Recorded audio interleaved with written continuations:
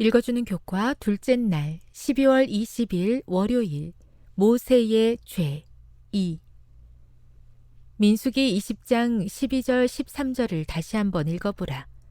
하나님께서는 모세에게 그가 저지른 일로 인해 약속의 땅으로 들어갈 수 없을 것이라고 말씀하시면서 어떤 구체적인 이유를 주셨는가? 이 말씀에 의하면 모세가 하나님의 자리를 차지하려고 했던 것 외에도 다른 죄가 더 있었다.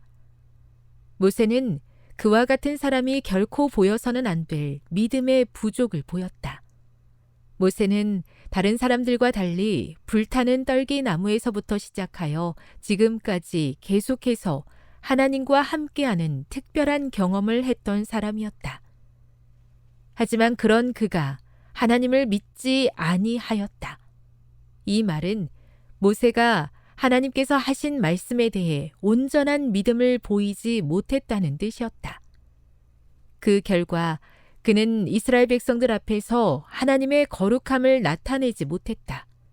다시 말해, 만일 모세가 백성들이 반역을 일으키는 가운데서도 하나님을 향한 믿음과 신뢰를 보이는 올바른 선택을 했다면 그는 사람들 앞에서 하나님께 영광을 돌릴 뿐만 아니라 그들에게 참된 믿음과 순종이 무엇인지를 보여줄 수 있었을 것이었다.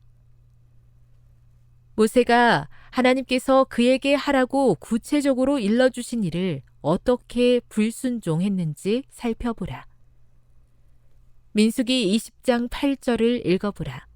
하나님께서 모세에게 무엇을 하라고 말씀하셨으며 모세는 그 대신 어떻게 행동했는가? 9절에서 모세는 하나님의 명령에 따라 지팡이를 잡았다. 여기까지는 아무런 문제가 없었다.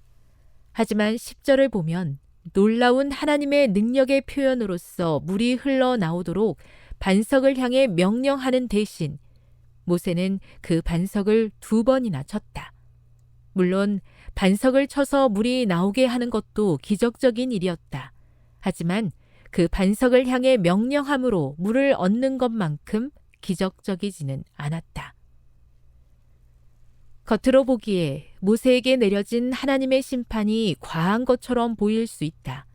지금껏 그렇게 고생하며 백성들을 인도해 왔음에도 불구하고 모세는 약속의 땅에 들어가도록 허락되지 않을 것이었다. 이 이야기가 전해진 모든 세월 동안 사람들은 그가 저지른 한 번의 경솔한 행동 때문에 그가 그토록 오랫동안 갈망했던 일을 이루지 못하게 되었다는 사실이 너무 가혹한 것 아닌가 하고 의아해했다. 교훈입니다. 모세는 반역하는 백성들 앞에서 믿음의 부족을 보이므로 그들에게 참된 믿음과 순종이 무엇인지를 보여줄 기회를 놓쳐버렸다. 묵상. 모세에게 일어난 일을 보면서 이스라엘 백성들은 어떤 교훈을 배워야 했을까요? 적용. 우리 삶의 어떤 순간 흔들림 없는 믿음으로 하나님께 영광 돌릴 수 있을까요?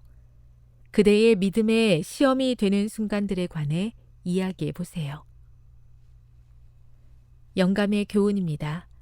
하나님의 자리에 자신들을 두었던 모세와 아론. 모세와 아론은 이 기회에 백성들이 하나님께 경외심을 갖도록 그들을 감명시키고 하나님의 능력과 선하심에 대한 저들의 믿음을 굳게 해 주어야 하였다.